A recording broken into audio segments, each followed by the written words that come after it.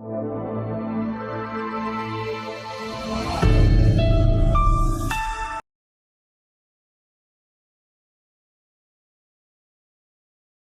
है आपका प्यारे बच्चों। तो आज हम शुरू करने जा रहे हैं वाणी पब्लिशर्स की वैदिक गणित भाग 7।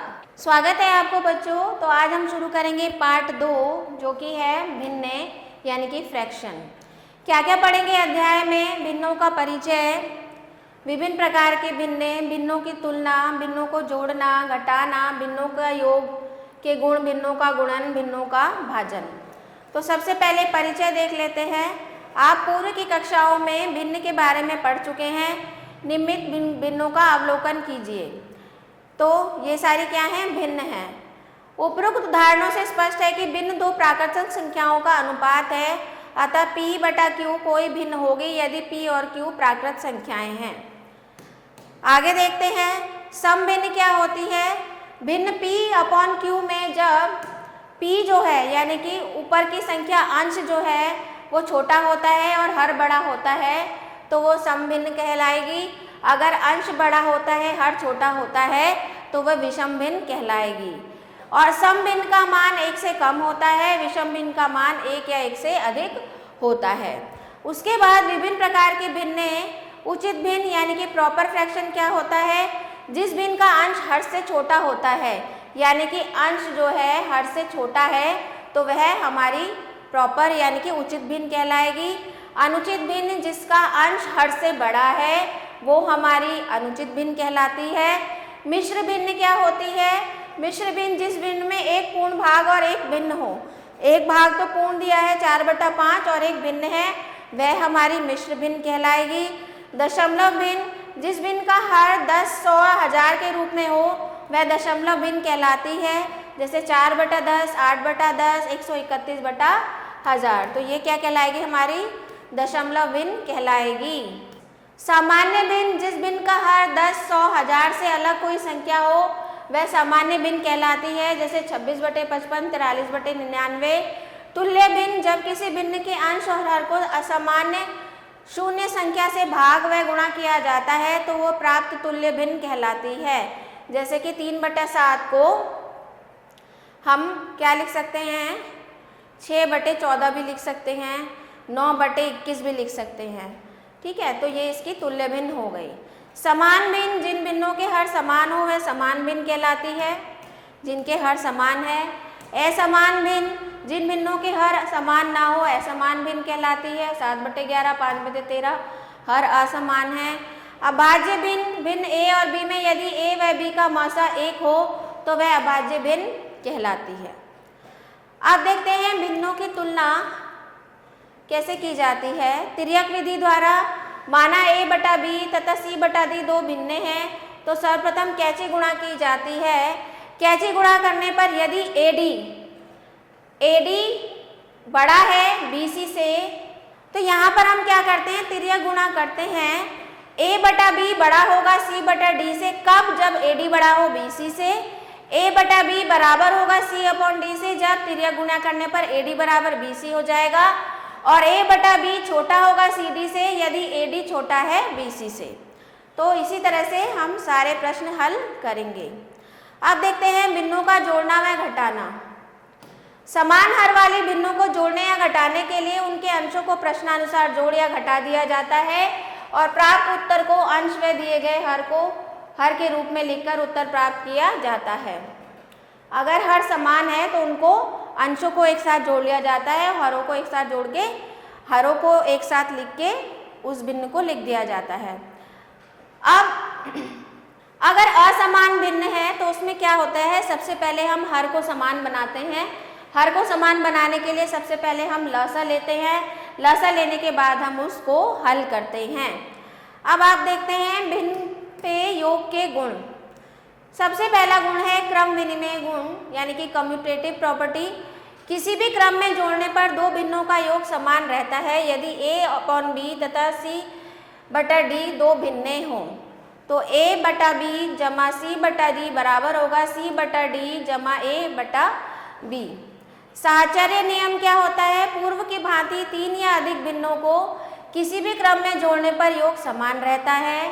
उसके बाद अगला है प्रश्नावली 2.1, सरल कीजिए। तो पहला प्रश्न है आपका 6/1 लिख लेते हैं इसको, 5 या 15, 16 17/5 जमा 6 दाम 60, 61/10, 6 दूनी 12, 13/6। इसको आपको हल करना है। अब क्योंकि सारे हर असमान हैं तो सबसे पहले हर को समान बनाने के लिए हमें इनका लसा लेना पड़ेगा। 5, 10 और 6 का लसा ले लेंगे। 5 एकम 5, 5 दूनी 10, 6, 2 एकम 2, 2 एकम 2, 2 तिया 6, 3, तो 5 दूनी 10 तिया 30 आ गया इसका लसा हमारा। तो इसका लसा आ गया हमारा 30।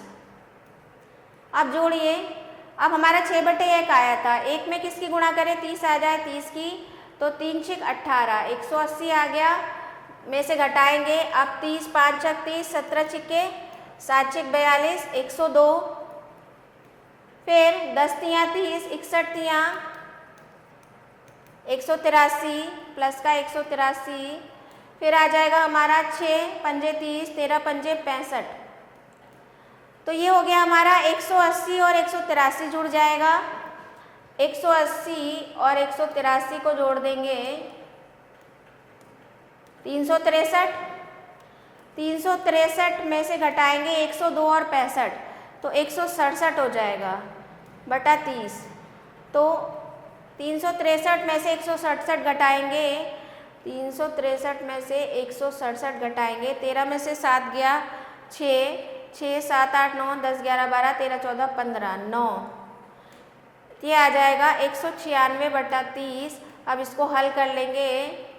2 निम 18, 2 अट्ठे 16, 15, 98/15 इसका उत्तर आ जाएगा। तो इसी तरीके से आप इनको हल करेंगे।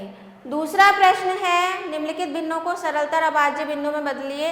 तो इसको आप सरलतम करना है, इसको सबसे छोटी संख्या जो जिससे ये भाज्य होते हैं उससे भाग करेंगे। तो उसको देखेंगे, ये 5 से हो जाएगा 5 एकम 5, 5 पंजे 25, ये हो जाएगा 5 चौक 20, 5 सत्ते 35, तो ये आ जाएगा 15/47। निम्नलिखित भिन्नों को आरोही क्रम में लिखिए। आरोही क्रम में लिखने के लिए सबसे पहले हमें इनके हर समान बनाने होंगे। तो हर समान बनाने के लिए सबसे पहले इनका हम लसा निकालेंगे। 25, 8, 36 और 12 का लसा आ जाएगा आपका 5 पंजे 25, 8, 36 और 12, फिर 5, 8, 36 और 12, फिर 8 एकम 8, 36 और 12, फिर 12 आ जाएगा, 12 तिया 36, 12 एकम 12, 3। इन सब की गुणा करके जो भी आपका लसा आएगा उसको लिखेंगे।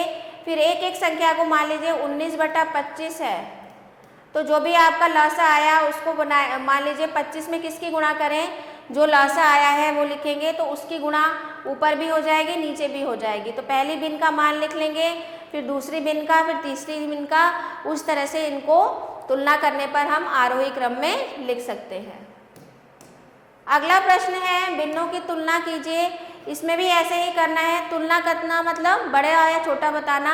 तो 12 या 16 का हम एलसीएम लेंगे, लसा लेंगे 12 और 16 का। तो 2 छिक 12, 2 अट्ठे 16, 2 तिया 6, 2 चौक 8, 3 एकम 3, 4, 2 दूनी 4 चौक 16 तिया 48 आ गया। अब 7/12 को देखेंगे। 48 कैसे बनाएंगे, 12 को 4 से गुणा करने पर, तो 4 की 7 में होगी, 4 की 12 में होगी, तो 7 चौक 28/48 आ गया इसका मान। और इसका क्या आ जाएगा, 11 गुणा 3, 16 गुणा 3, 33/48। तो कौन सा बड़ा है, ये वाला बड़ा है, आप बता सकते हैं। अगला प्रश्न है, 7 से ही 2/5 में क्या घटा है कि ये आ जाए। तो माना कि 7 पंजे 35, 37/5, ये हमारा 37/5 में से मान लिया हमने x घटाया, तो 5 चौक 20, 21/4 आ गया। तो अब ये x उधर चला जाएगा, तो ये आ जाएगा 37/5, ये माइनस इधर आ जाएगा 21/4 बराबर x। इनको घटा के इनका मान निकाल लेंगे, हमें उत्तर प्राप्त हो जाएगा। निम्नलिखित भिन्नों को अवरोही क्रम में लिखिए। तो अवरोही क्रम में लिखने के लिए सबसे पहले हम इनके हर समान बनाएंगे। हर समान बनाने के बाद इनकी तुलना करेंगे और फिर अवरोही क्रम में लिख देंगे।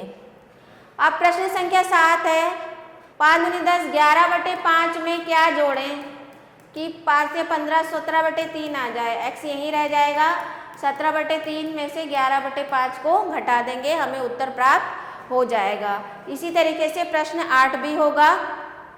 अगला प्रश्न है, मोना प्रतिदिन इतने घंटे पढ़ती है। यदि वे इतने घंटे विज्ञान और हिंदी पढ़ती है तो शेष विषयों को वो कितने घंटे में पढ़ती है। तो प्रतिदिन कुल कितना पढ़ती है उतना, और विज्ञान और हिंदी को पढ़ती है इतना, तो इसमें से इसको हम घटा देंगे तो बाकी विषयों का समय आ जाएगा। अगला है, हिंदी की किताब का मूल्य ये है, अंग्रेजी की किताब का मूल्य इतना है, कौन सी किताब महंगी है। तो हिंदी की किताब का मूल्य और इसमें से इसको घटा देंगे तो अंतर आ जाएगा। रीना की लंबाई इतनी है, उसकी सहेली टीना की लंबाई इतनी है, कौन अधिक लंबी है। तो दोनों को पहले तुलना कर लेंगे। तुलना कैसे करते हैं, दोनों का लौसा निकाल के दोनों की आपस में तुलना करेंगे, जिसकी लंबाई अधिक आएगी वह लंबी है। एक रस्सी 8 मीटर लंबी है, इस रस्सी में इतना टुकड़ा काट लिया गया है, तो बची हुई रस्सी की लंबाई घटा देंगे तो रस्सी की लंबाई आ जाएगी बची हुई। माया एक तस्वीर को फ्रेम में लगाना चाहती है। यदि तस्वीर इतनी चौड़ी हो और फ्रेम में लगाने के लिए तस्वीर इससे बड़ी नहीं होनी चाहिए, तो बताइए तस्वीर का कितना छोटा करना पड़ेगा। अगर तस्वीर इतनी है और इतनी होनी चाहिए तो इसमें से इसको घटा देंगे तो अंतर आ जाएगा। मीनू ने पिज़्ज़ा का 3 भाग खाया और बचा हुआ भाग उसके भाई शानू ने खाया। तो बताइए शानू ने कितना भाग खाया। तो मीनू ने खाया 3/5, तो माना पिज़्ज़ा था x, तो ये खाया मीनू ने, और बचा हुआ भाग कितना खाया, x -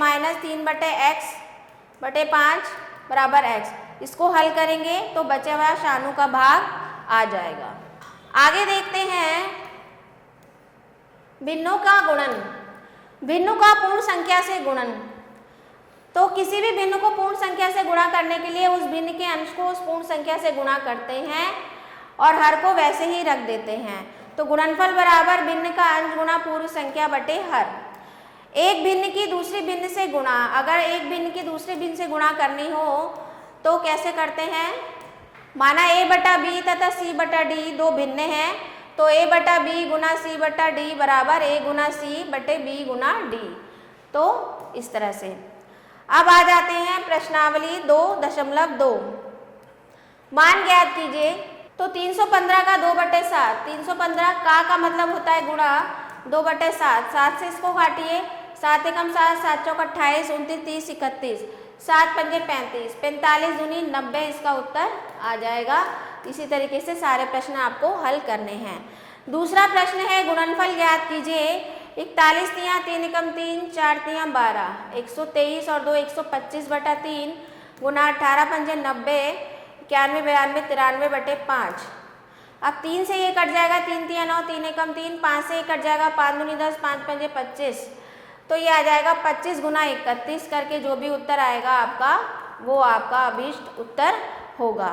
इसी तरह से यह भी आपका सरल करना है।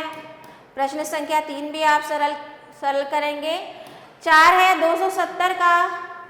270 ग्राम का 5/9, तो 9 तियाँ 27, 150 ग्राम आ जाएगा। ये भी हल हो जाएगा आपका। 5वां है, 1 लीटर तेल का मूल्य ये है, तो 8 लीटर का ज्ञात कीजिए। 1 का दिया है, 8 का ज्ञात करना है, 24 से ही 1/2 गुना 8। 1 किलोग्राम संतरे का मूल्य ये है, तो इतने का निकालिए, इनकी भी गुणा हो जाएगी आपस में। दिल्ली से मथुरा का प्रति व्यक्ति किराया 140 रुपये है, तो 4.5 टिकट का किराया, तो 140 गुना 4 दूनी 8, 9/2, तो ये हो जाएगा 630 रुपये। एक बस 1 लीटर डीजल में 7 किलोमीटर चलती है, तो वह 2 से ही 3/4 लीटर डीजल में कितने किलोमीटर चलेगी, गुणा कर देंगे।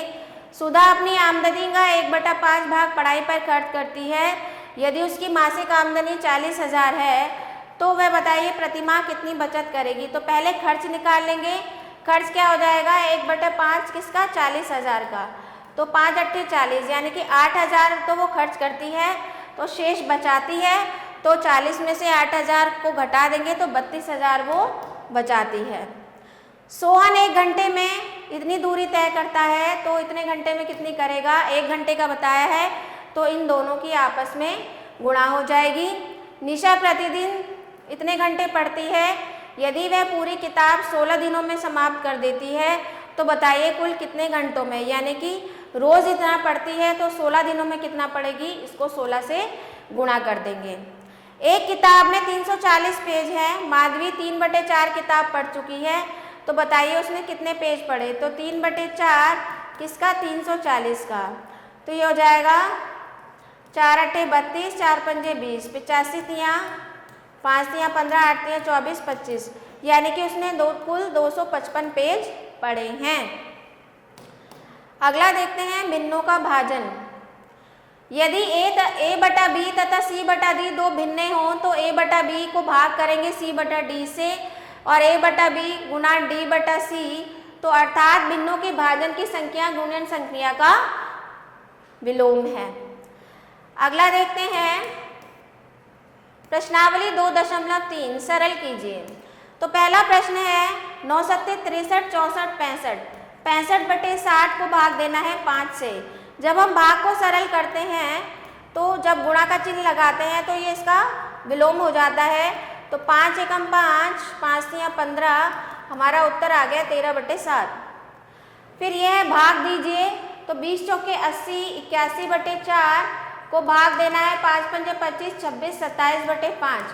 अब इसको हल करने के लिए हम गुणा का चिन्ह लगाएंगे तो ये 5/27 हो जाएगा, 27 × 3 = 81, 5 × 3 = 15/4 इसका उत्तर आ जाएगा। इसी तरीके से आपको सारे भाग हल करने हैं। अगला प्रश्न है दो संख्याओं का गुणनफल 5 सही 1/6 है, यदि उनमें से एक संख्या 12 हो तो दूसरी ज्ञात कीजिए। मान लीजिए दोनों संख्याएं हैं, तो मान लीजिए दो संख्याओं का गुणनफल, ये वाला देखते हैं, दोनों एक जैसे हैं, तो मान लीजिए पहली संख्या x गुना y बराबर कितना है, 3 सही 3/4। अगर उनमें से एक 75 हो तो दूसरी निकालनी है, तो 4 × 3 = 12, 13, 14, 15/4, ये गुणा में है, ये भाग में चला जाएगा। फिर इसको आप हल कर लेंगे तो आपको दूसरी संख्या आ जाएगी।